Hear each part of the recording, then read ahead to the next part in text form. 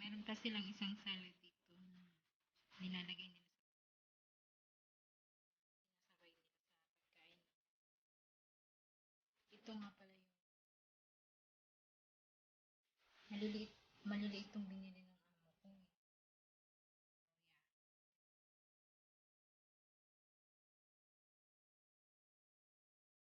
Dirty. And this one, they call it kurat. And then, hinugasan ko na siya, tapos nilagay ko na like, para matuyo ng hindi naman sobrang tuyo-tuyo. Naman yung vegetable. So, natuyo na siya na wala na water sa kanya. I-arrange ko siya to para maganda yung tapos isuserve ko sa kanila kapag kakain na sila. So, iba yung oras ng pagkain dito, mga 2 o'clock or 3 o'clock ang lunch nila dito. Tapos, ang almusal nila maaga, mga 5, ganun. Tapos, nagbabago yung schedule na yon kapag Ramadan na. So, yeah, we'll get back to you. Hindi ko pa nagagawa yung fruit salad. Gagawin ko pa lang after nito. After kong ayusin to at ilagay dito. Actually, ito, ganito rin yung kagulo. Inayos ko lang. Kaya naging ganyan. So, kung ano yung itsura nito, ganun din na magiging itsura nito. Ilalagay ko dito sa left side niya. Tapos, isa-serve ko sa kanila. Ganun kahirap ang trabaho dito. Pero hindi naman sobrang mahirap. Pag nasanay ka na, hindi na mahirap yun para sa'yo. So, yeah, I'll get back to you again and again. Take care. Hey, yeah, now I'm done with doing the vegetable salad. Then this is the after. I chop it into small squares. And I use this one for carrots para hindi siya matigas. Kasi matigas siya sa yung carrot kapag ni-square mo lang siya. So, mas maganda kung ganito yung gagawin mo sa kanya. Tapos, hahalo mo siya dun sa mga iba pang ikakat mo na square pero malambot. Katulad ng cucumber, bell pepper, tomato, and radish. Small radish na kulay pula. And then, ano pa ba?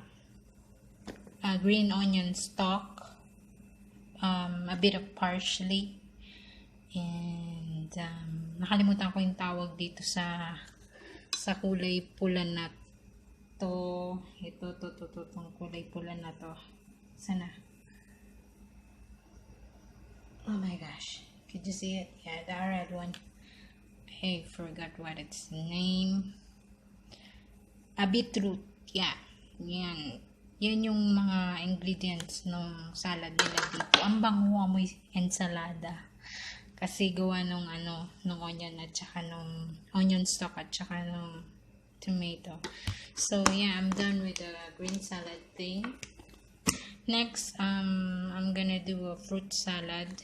Like, nung una kong video kung nanonood kayo, yung fruit salad nila dito, combination of fruits lang. Tapos, lalagyan mo ng fruit juice. Yun lang. Hindi nila nilalagyan ng cream. Kasi sa Pilipinas, nilalagyan nila ng cream.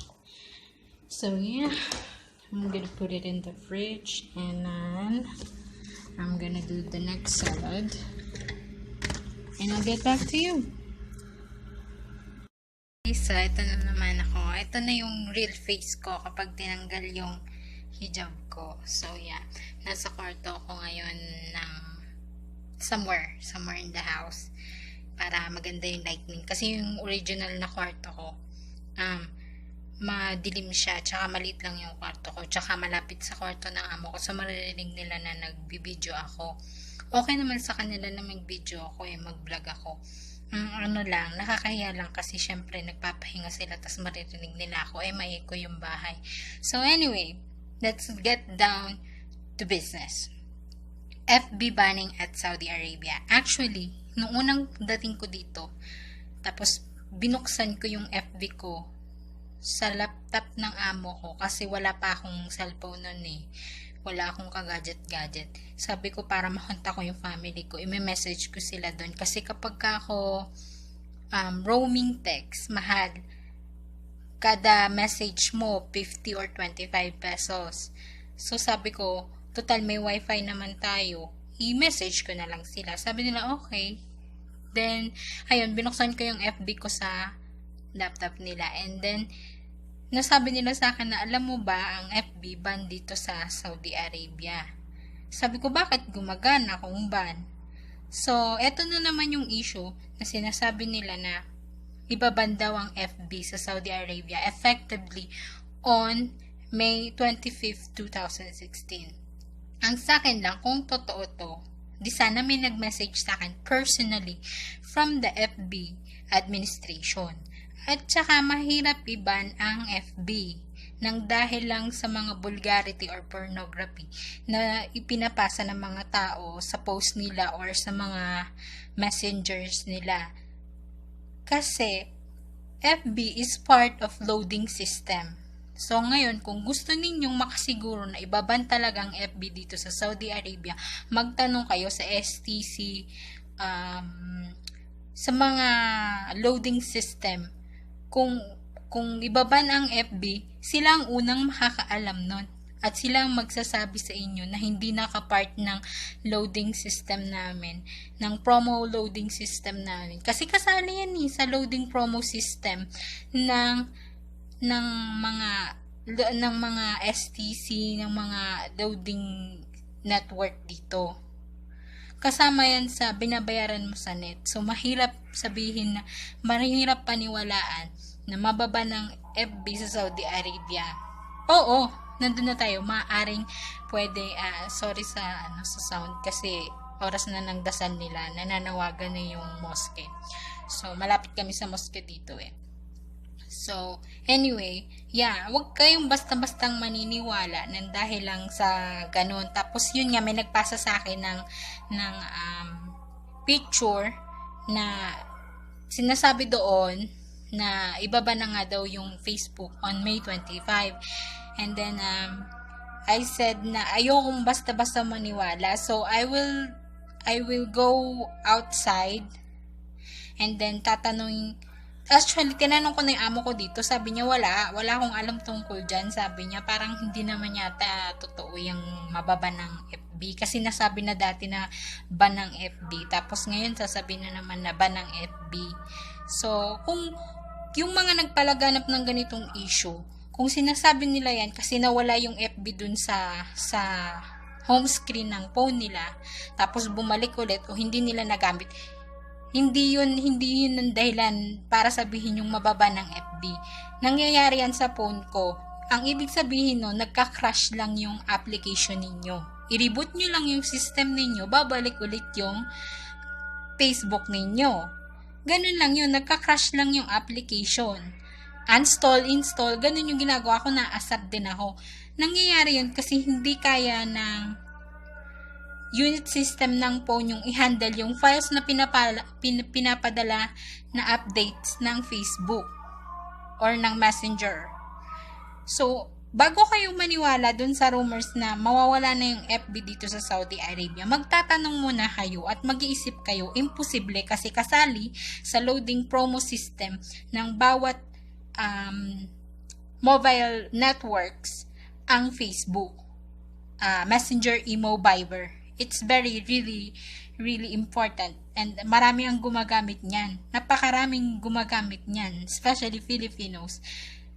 Marami ang gumagamit niyan. So, sa dami ng gumagamit na yun, sasabihin mong ibaban mo to, sa dami nun, imposible.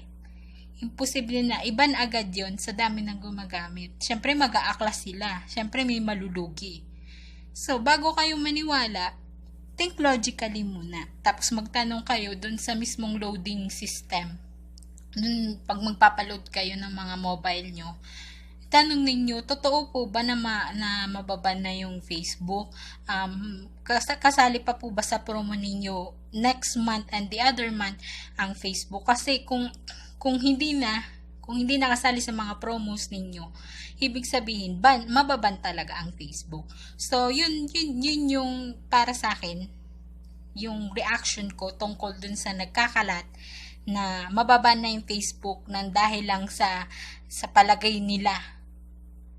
Tsaka yung nagpasa sa akin ng ng message ng ganon, sabi niya sa nung pinasa niya yun sa akin, picture siya I don't know kung pag na-edit ko tong video na to, kung pwede kong ilagay dyan yung picture. Ang itsura niya is parang ginawa lang, kinarap lang, inano lang siya, tinext lang siya sa isang screen, tapos plak, pinasa na sa madlang people ng bonggang-bongga. I don't believe in this. Kasi ang daming gumagamit ng Facebook, ang daming gumagamit ng Viber. Importante yan sa mga nagtatrabaho dito sa Saudi Arabia. So, it's not that easy na basta na lang nilang ibaban. Ang YouTube, pwede rin silang manood dyan ng bold. So, bakit din nila binan? Diba? There are ways, hindi mo kailangang iban ang Facebook nang dahil lang sa mga dahilan na sinasabi nila, meron kasing nagpo-post ng bold, meron kasing ganito, ganyan. Huwag kayong basta maniniwala na ang Facebook mababan agad-agad. Siguro ang amo nyo ang magbaban sa loob ng bahay. Pero yung ibaban ang buong Facebook dito sa buong Saudi Arabia, that's very hard in a very short time. That's very hard to do in a very short time. But let's hope na sana nga hindi maban. Pero in my own thinking, these are just rumors na sinasabi nila. And on my thinking, hindi ito mangyayari. So, i-update ko kayo pag lumabas ako at nagpadala ako ng pera sa Pilipinas. I-update ko kayo guys. Magtatanong ako sa STC at saka ano pa bang mobile. Basta sasabihin ko sa amo ko kung pwedeng magtanong kami sa mga loading system para ma-confirm ko sa inyo kung totoo bang ibaba ng ang Facebook dito sa Saudi Arabia ng May 25. Okay? Just stay tuned. Subscribe on my YouTube channel, Ashley Mangaya. I also had Instagram. Basta Wally Ashley Mangaya. Any Wally Mangaya or Ashley Mangaya account sa akin yon.